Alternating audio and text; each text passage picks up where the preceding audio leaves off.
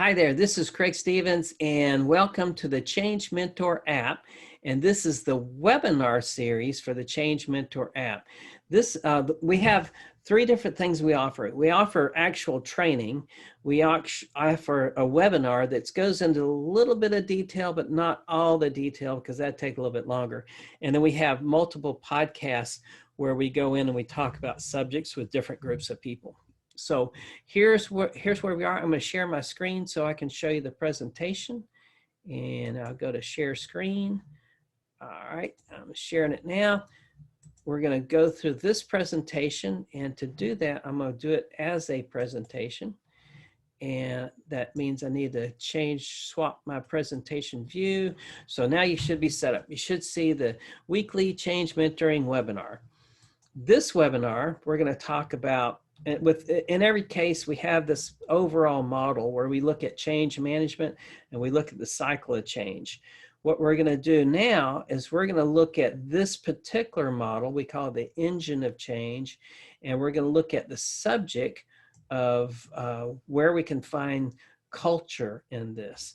So just to kind of give you some background information that you may already know, we're here. We want to get over here in a change, but to do that, we go through this dip.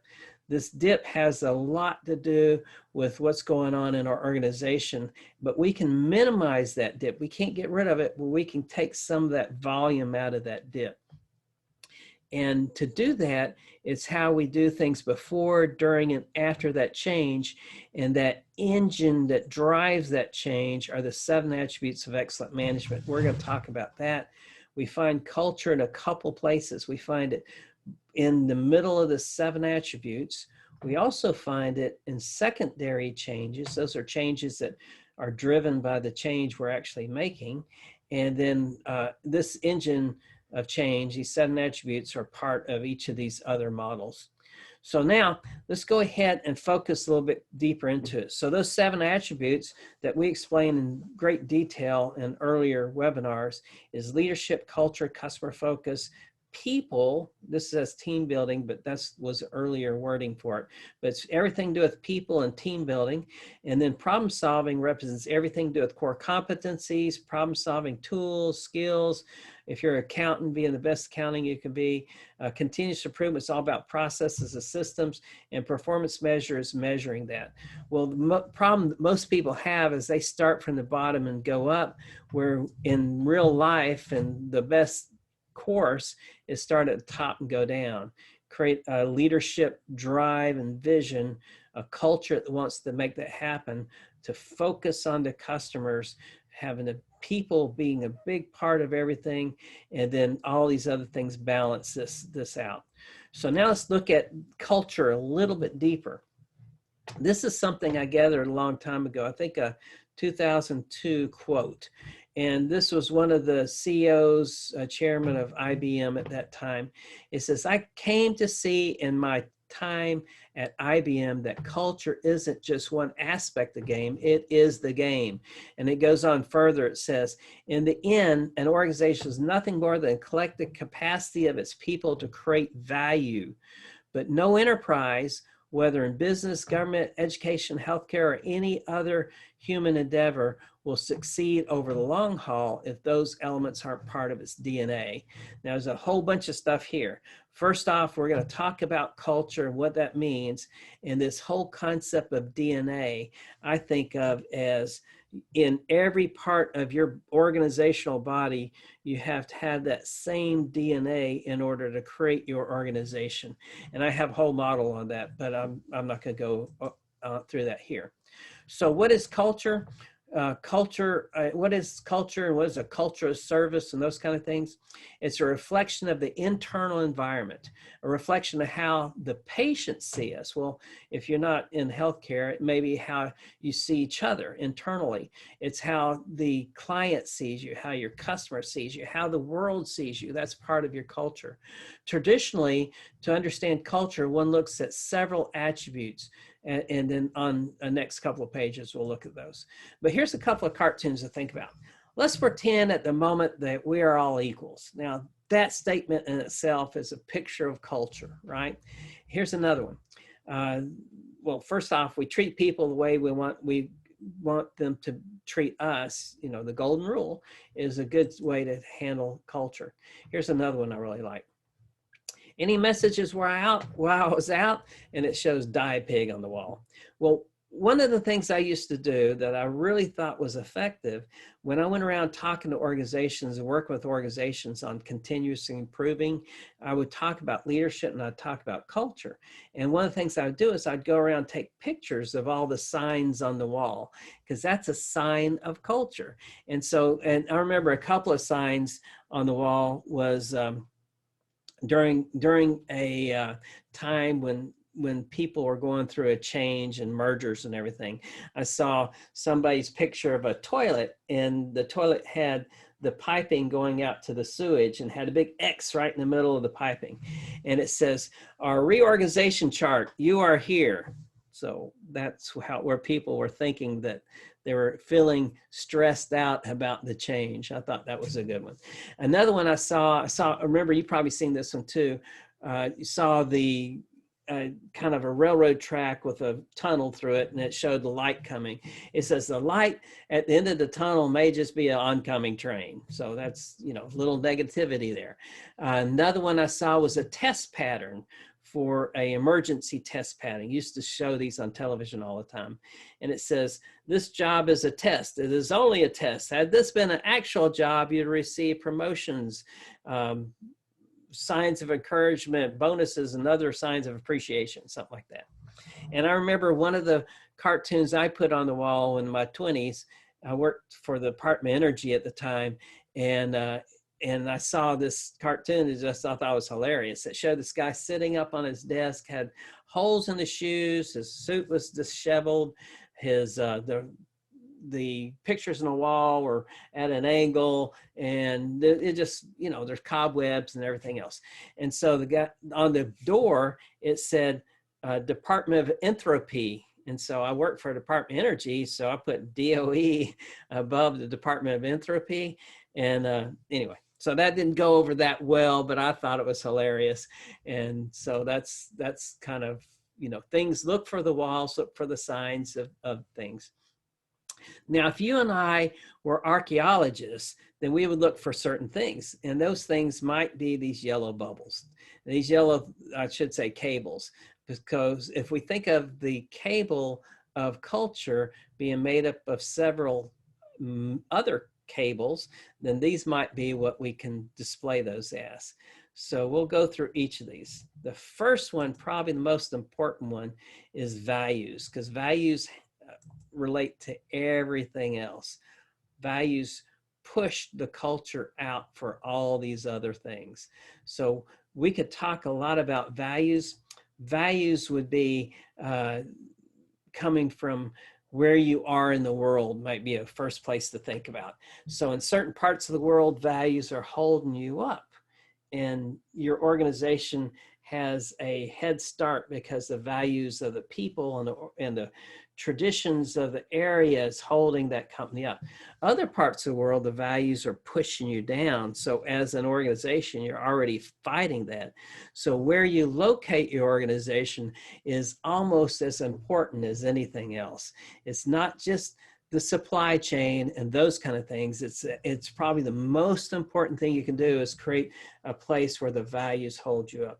In socialist communist countries, you're going to be fighting the values of the state, which may go against the personal, especially the values of the organization. And so you're going to fight that. All right, so that's, values are very important. Worldview, politics, religion, the type of organization, the type, you know, looking at the values we just talked about, the type of the values of that particular part of the world creates a worldview. Some worldviews are a worldview of plenty, and you just keep creating things, and there's never end to this. It's infinity. And other worldviews is you got a limited pie, and you're going to cut that up, and you got to get your share.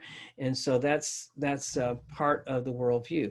Worldview in politics. We saw so many different worldviews this last election cycle, and that politics will create a worldview in itself. Religions create a worldview. So as a Christian, as a born again Christian, then your worldview might be that you're here to help people and the world belongs to God, and your job is to bring people to understand that, and so that they'll one day go to heaven. And other religions, it may be you're part of this group and everybody else isn't, and so your job is to be more authoritative and take over and make things happen. So there's all kinds of different worldviews. Next thing you might look at is artifacts and symbols. Now, artifacts and symbols would be things like the office size, and what's in that office may be an artifact and symbol. And maybe those people have offices, those people don't have offices, parking places, executive washrooms, time cards, those kind of things. Anything that's an artifact and a symbol. I'll give an example. When I was working one place for a government organization, wasn't Department of Energy, but there is a new admiral who is the head guy. And so the admiral came in, and one of his first things that was visual to everybody else was he went on a search for wooden desk. And the reason wooden desks are important is because if you have a wooden desk and you're not at a certain executive level, then you should not be sitting at a wooden desk. That's reserved for people at a certain level, because artifacts and symbols were very important to his leadership style. And if you sit behind a wooden desk and there's a metal desk, you should be behind a metal desk. It's not a wood desk unless you're an executive in the company. That's how artifacts and symbols of some kinds used. I've heard and seen where office size is real important, and there's very strict systematic repeatable rules on this, where if you're at a certain level, you get a certain size office, and it taken to an extreme where people will actually go in and put fake walls in to take 3 feet out of an office space because it's too big, those kind of things. It can get ridiculous. Language. So language can be the accents and the language of origin. Like people may speak Spanish and they may talk in their own language, or people may speak Indian or Farsi or some other language, or they may have accents that are noticeable. So that would be part of the culture of that organization, what languages they speak. Also, if you take the other side of that, professions have their own language too. They have their own acronyms, their own words that they use. And so if you're in the medical field, you have certain things. You're in a legal field, you have certain things. You're engineering, you have certain words you use.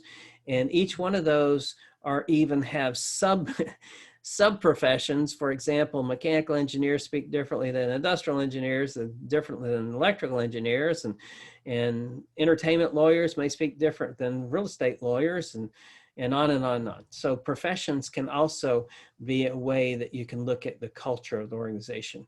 But here's the one that I think most people miss, just the grace of the language, whether you're gentle in your tone, whether you use words that aren't confrontational, whether you have, the type of words you use. Some words are not very graceful. And we see that in the news all the time. And if you look at YouTube or you look at Facebook or something else, you're hearing words you would never use with your children, hopefully. And in the Overton window, which is the way we look at the world, shifts sometimes one way and sometimes the other. It's kind of like a pendulum effect in some cases. And so what was graceful in television a few years ago is different from today, and and it just goes on and on and on. So now, and then the subcultures is another way you might look at your culture. So there's politics again, like in worldview. People may divide themselves up into subcultures, and even some politics purposely divide people up in order to gain power. So we got to be always watch for that within our organization. Class, different classes of income, different classes of people, and that is still an issue. So we have to be careful of that. Generations, maybe certain ages relate to certain situations differently, and so people can divide themselves up by generation.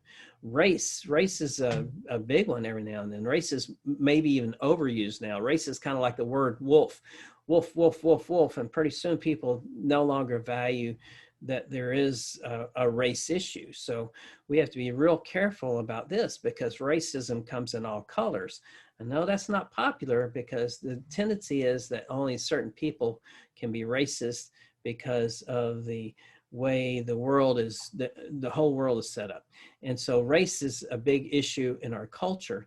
And then professions, again, different people have different create subcultures. If you, for example, an example of subculture is if you have a big cafeteria and different people, different races and different generations and different professions sit together, that is a sign of a culture. Origins, also like the language, people who from different areas may feel more comfortable with each other because they have a shared experience. Same thing with all these others, and maybe shared experiences that draw people in different areas. But that's one way to look at the culture within your organization. The next thing is mental models, beliefs, and ideas. So that's the underlying assumptions. So if we were looking at our different people in our organization or different groups in our organization, they may have different ideas. They may have different belief systems, like that kind of goes over into the religion again, possibly, or politics. And then mental models. Mental models is looking at ourselves from where we are and looking at the world from where our experiences. We would have maybe a view of something. Our underlying assumptions be different based on how we grew up. Our underlying assumptions may be different based on our experiences in life. Someone once said, we judge people not by the way they are, but by the way we are. So if we're always seeing people in a negative light, it may be us that's negative. So we have to really look at that when we're looking at culture too. So patterns of behavior, if we all go to eat lunch at 12 o'clock, that's a pattern of behavior. If we all come in at 8, that's a pattern of behavior. If we all leave at 5, that's a pattern of behavior. And so we got to be careful here, because sometimes we'll judge people, and sometimes we'll lose, well, I'm getting 3 or 4 thoughts going at the same time, but sometimes we'll lose business because our patterns of behavior. Maybe if some of us came in a little early, some of us left a little later, and some of us had lunch at a different time, then we could serve more people, and our customer service would be different.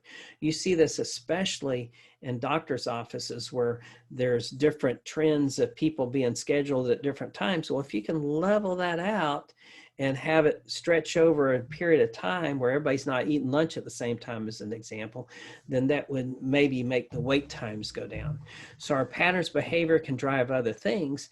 And we can also use that. I remember just some people would come in later and some people would leave later. So sometimes the people come in later would leave later, but if all you see is them coming in late, by the time you leave, you don't even know how long they're there.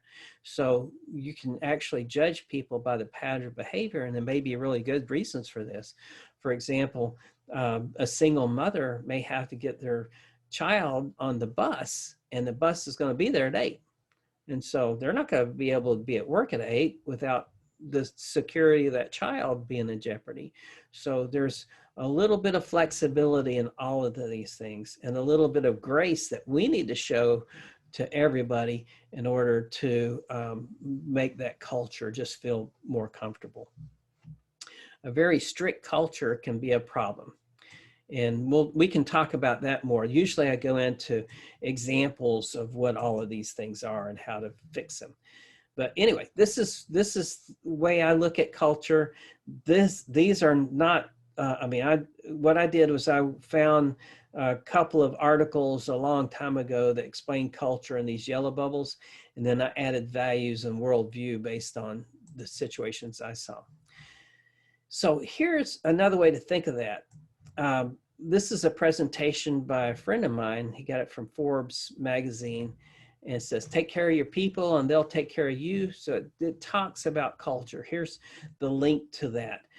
But Medical GPS, one of my friends said, yeah, use this. And I said, well, I'll make sure that I'll let you I'll make sure I advertise for you when I do that. So at this point, this saying is um, the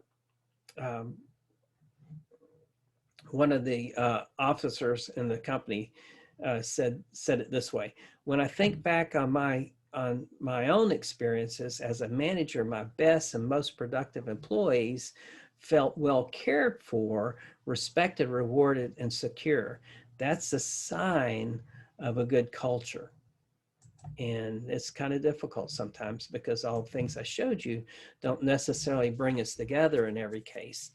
So now, if we were to use this, what I would recommend is you, in your department, you go and you look at what excellent culture looks like. And you might go through what are excellent values, what kind of worldview would be excellent, what kind of systems and artifacts, symbols and artifacts, what about our language, what about all this other stuff? And so I would brainstorm on what excellence looks like. And you may have some more that ideas also that you throw in there. And then the next thing is compare yourself. Well, where are we compared to excellence? And this is where we are today. This is where we want to be. And you're looking for those gaps. And that's what you work on. And in each case, each one of these 7 attributes is handled the same way. And in culture, it's probably the most important attribute. It's the one thing that holds all the other attributes down. So now that's all I got for you. Next time we'll talk about another subject, but this time I think that if you want to learn more about culture, if you want to learn more about different thoughts on culture, then catch the Change Mentors podcast, which we'll put up Friday, and you'll be able to go to the same app and look at the podcast for the web for the Change Mentors, and you'll find some really good information. And I hope to see you there.